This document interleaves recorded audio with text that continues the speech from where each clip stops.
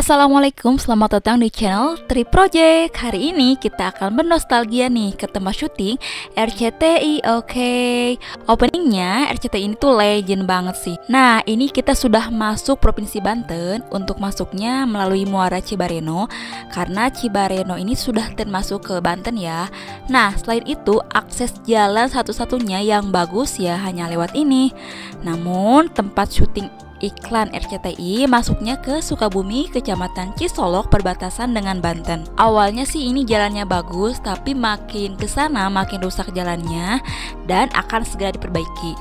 Oh iya, kita tidak bawa makanan karena di bawah ada banyak warung. Untuk masuk ke wisata ini gratis ya. Nah, ini di depan kita ada bapak-bapak yang sepertinya akan mengambil ikan di laut. Iklan jadul RCTI ini viral karena banyak yang penasaran bagaimana proses pembuatannya.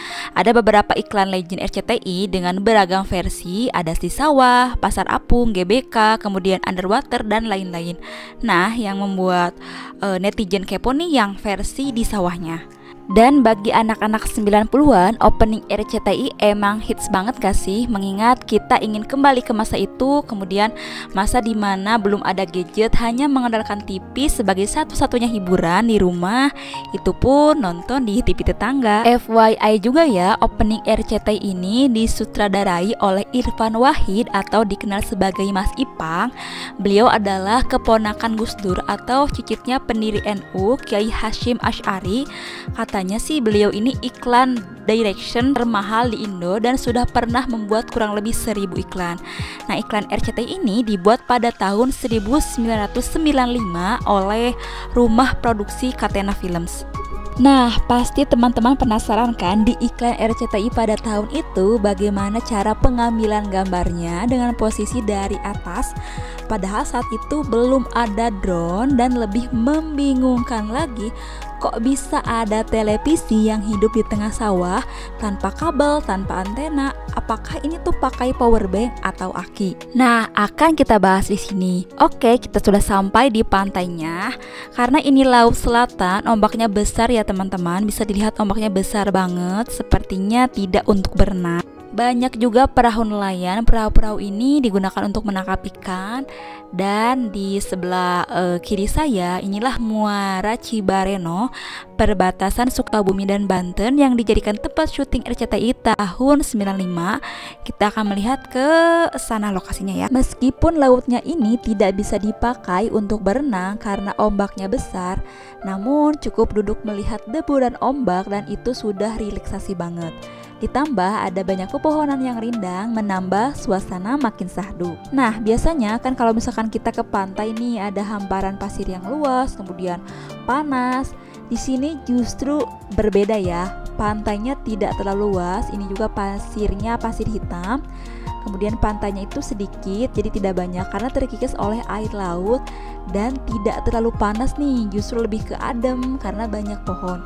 Jadi kita cukup duduk santai di atas tikar menikmati keindahan ciptaan Tuhan. Karena air lautnya sedang naik dan ombaknya memang lagi besar, jadi kita tidak bisa menyeberang ke sana melihat lokasinya, akan tetapi kita akan melihat video dari atas sambil teman-teman menikmati video ini. Kita sambil bercerita aja ya, menjawab pertanyaan netizen. Nah, di cuitan Pak Irfan sendiri bahwa ternyata televisi itu tuh sebenarnya tidak nyala karena itu hanya ditempel alias green screen. Jadi editan ya teman-teman. Nah, sedangkan pengambilan video dari atas itu menggunakan helikopter. Pertanyaannya, menggunakan helikopter kok bisa ya saungnya tidak terbang? Jawabannya, pengambilan video dari jarak jauh menggunakan kamera film. Kemudian posisi kameranya disimpan di samping bodi heli dengan kamera film 35 mm yang mana ini menggunakan kamera zoom dan helinya nggak terlalu dekat objek supaya saungnya tidak tertiup angin. Kita lihat keadaan alamnya sekarang masih sama atau berbeda? Pasti berbeda ya. Kita lihat seperti apa. Inilah tempat syuting tepat berada di sini.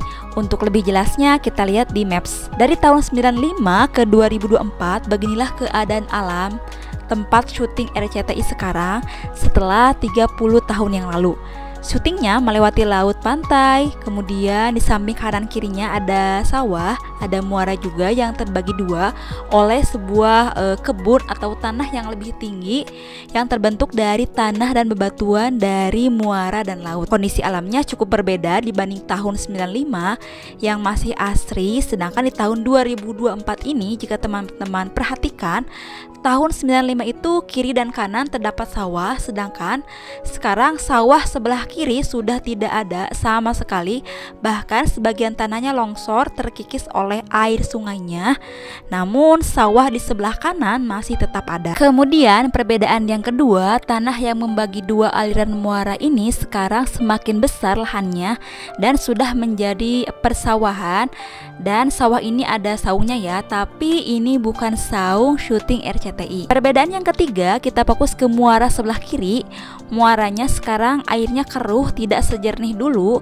Air muaranya sekarang lebih besar, banyak ya, dan ada beberapa pelebaran ke kiri, jadi semakin luas mengikis tanah di sampingnya.